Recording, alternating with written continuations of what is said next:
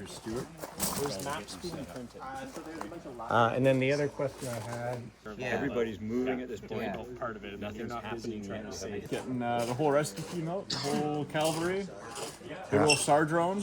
Yeah. It's a heavy lift cargo drone that'll come down around 50 feet, 17 meters. So you can go up and deploy as much winch cable as you want.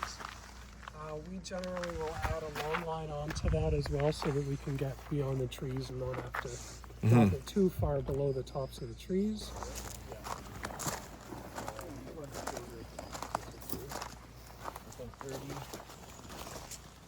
We've got here our personal accountability guy. I'm in communications with our secretary and ICS so that I can work in a very efficient system. And I see you've got a fairly experienced member here mentoring you in that. Is that working for you? It works very well. It's working very well. You're here at the BC Cave Rescue 2026. When do you think they reached their accident point time? When would that have occurred? I'm not sure, but I would say probably about an hour into their trip. How's Anton doing?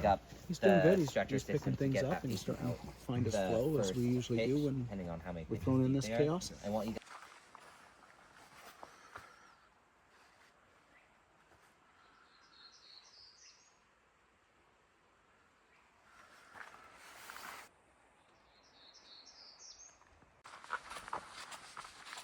Heading north over. Roger, the drone is just lifting off here with one bag. He's going to be heading in your direction once clear of the trees, over. Oh, Roger. It always seems longer when you're waiting. It's only been 2 minutes. I know. Right.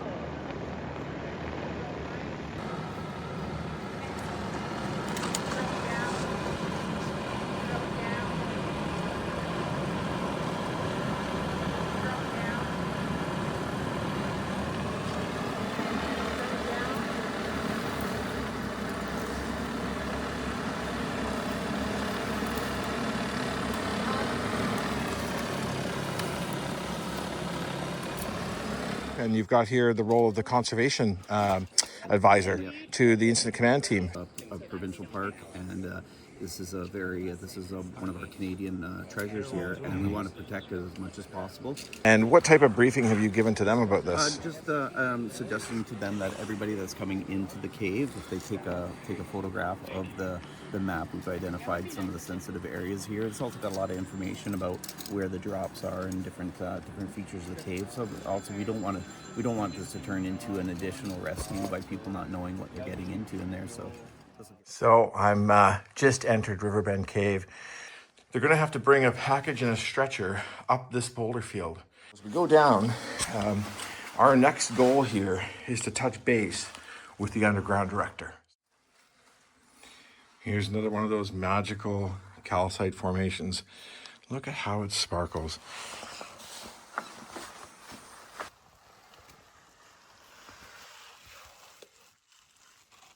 And now we've got a bit of a squeeze.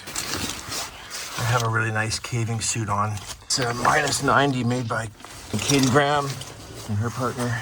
It's super durable fabric. Hello there. Underground communications, helping relay messages back and forth between teams. Yes, and Najai, I understand that you've got a team member that's beyond the sump. That's Jacob, and he's got his gear packed back there, so you're going to take that to him? Yeah, that's correct. We're trying to limit the number of times people have to pass through the sump. Like a narrow crawl that fills with water that needs to be drained out so that people can pass through. Right, and so that pumping was done this morning, right? Yeah, that's correct. How far away would you say the underground director is from us right now? Maybe 20, 30 meters. There's 2 pitches that will need to be rigged, so a rigging team will need to go in and rig both pitches so that when the bash teams have the patient ready, they can start working on bringing the patient out. And do you know how long it will be before the bash team has the patient ready to be raised? No, I've not gotten that information yet. Okay. Thank you so much. What we've got here is Jacob's bag, and we've been asked by the radio comms Najai to bring this bag forward. So these bags are really super durable. There's a couple of different manufacturers, Scott McKenzie and Martin Davis. There's home-built guys right here on Vancouver Island that make these bags. Okay, so we're approaching the sump here. So we have Jacob up here. Bit of flooded section of the sump. And so how far is the underground director beyond you, Jacob? I am the underground director. Oh, well, there you go. Nice to see you. I'm here strictly for documentation and filming. Okay. So do you, can tell me your plan? So there are 2 pitches that we need to go through. Yeah. So we are needing about at least 1 rigging team with some rope. Yeah. The patient has been found. Yeah. They are down, again, 2 pitches. Going through the sump. Okay, Jacob's going to take the filming off.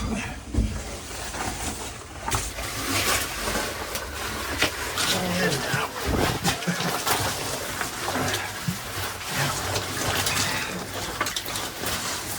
Okay.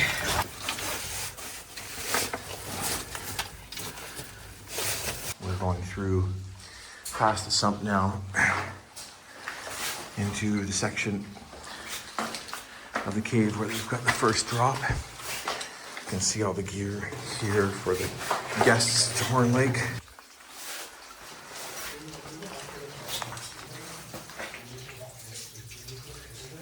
There you go.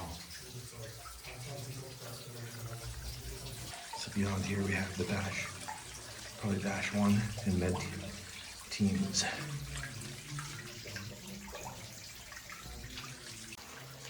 So I'm here deep in Riverbend. We've gone through the sump and we're just well above the rain barrel. I'm here with John Lay. And John, you've been a big part of cave rescue for how long now? About 16 years. Okay. So today I understand you're a ghost. My position today is safety and ghosting. And one of the ABCCRS members. The idea is to oversee the activities of a safety director down underground. Also to oversee all the rest of the movements and the activities. Keep an eye on everyone, check in with everyone. Simplest things as their temperature, how they're feeling, how they feel about the rescue. Of course, big scenarios like this, everything will go wrong that can go wrong. And it's nice to have somebody in the shadows like myself that can help maybe think outside the box, help direct them in a positive direction. And yeah, I guess as far as mentoring, yeah, I guess I was just doing my thing. Yeah. I'm the kind of person I like to do it right. It's one of the things I get out of BCCR is learning how to do things correctly so that I can show that to other people so that when we are down here doing our practice scenarios, we're doing it just as professional. We're doing it as professional as we can from the skills that we've been taught. We've taught one another. Excellent. I hear another team coming in behind me. That's the rigging team 1, Tiffany, and there's about 3 others. They've got the first rope coming into our drop now. Can you just give me a bit of your rescue analysis? We're 10:50 a.m. We're just over 2.5 hours into this incident. We have an obstacle. Our siphon did not siphon, so we're still crawling through probably 6-8 inches of water. It's pretty realistic. We're all getting wet. We're all going to get cold faster. And it's definitely going to slow things down. People aren't going to want to have to go back through the siphon, the puddle, and back to the other side. So that's going to create a I guess a bit of an entrance control. Our party's going to get split up on one side of the puddle to the other side of the puddle with limited transfer back and forth. 2.5 hours, that's not long. Bash team's down there. It is a 17-meter pitch. To get these pitches rigged, the stretchers are already down. So that can already be at the patient and maybe could even be prepping it for the patient. The rigging team isn't behind, but they certainly going to want to move briskly. Oh yeah. How are you doing, Nolan? Doing pretty good. We got our rigging team coming down to rig the bottom pitch. Off rope. And who's on your rigging team today? I think it is Levy, Shauna, and Tiffany. So they'll be coming down to rig the bottom pitch. And then we'll send another team up to continue rigging as we pull the stretcher up to the bottom pitch. Making our way down passage to the next problem for them to rig. We have a little drop.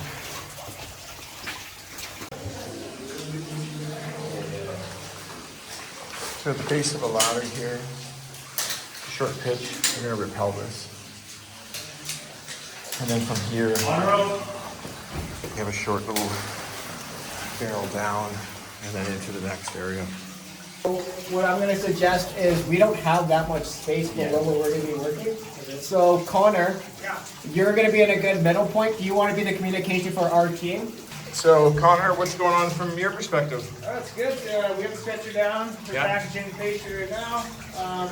Rigging team of herds on the way. So. Okay, you got a 17-meter drop right there? 17, yep. So we're down here. Derek, tell me, what are your expectations for teams that are down below and what should they be doing right now? We should definitely making sure that the patients is nice and warm and dry as best as they can. Getting all set up. They should be kind of sheltering in place a little bit at the same time for themselves so that they themselves are staying warm and be able to maintain their own dexterities and health to be able to extract the individual safely.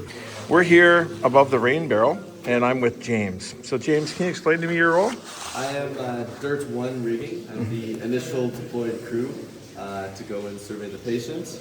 I was sent out with my medical lead, a medical assistant, and a local knowledge person. I am here waiting for the next rigging crew to arrive to aid them in assisting. And my understanding is you've got to build a system off these anchors here, is that right? That is exactly correct. Okay, so you'll be hauling off of this master point here. Yeah. And you've got a, how far is the drop? It's about less than, probably 30 meter drop. So we have a 30-meter drop here. And at the base of that 30-meter drop is exactly where our patient's located, yeah?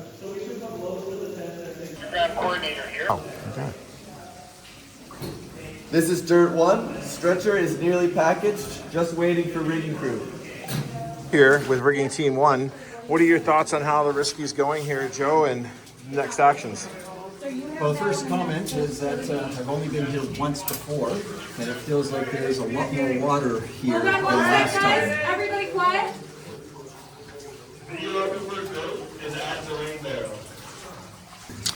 And so we have rigging team number 1 in position. They've all arrived now at the top of the rain barrel, and they're beginning to make their plan.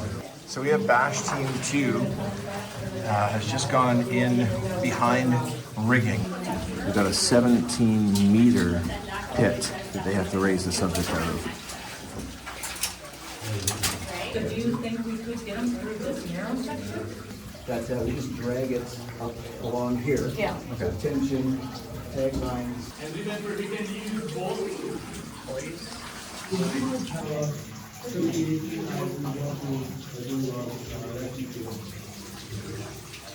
Okay, Martin, what team are you on today? I'm just floating around. Okay, cool. So we're here well above the rain barrel. We have Jacob, the underground director, heading further underground towards the rain barrel.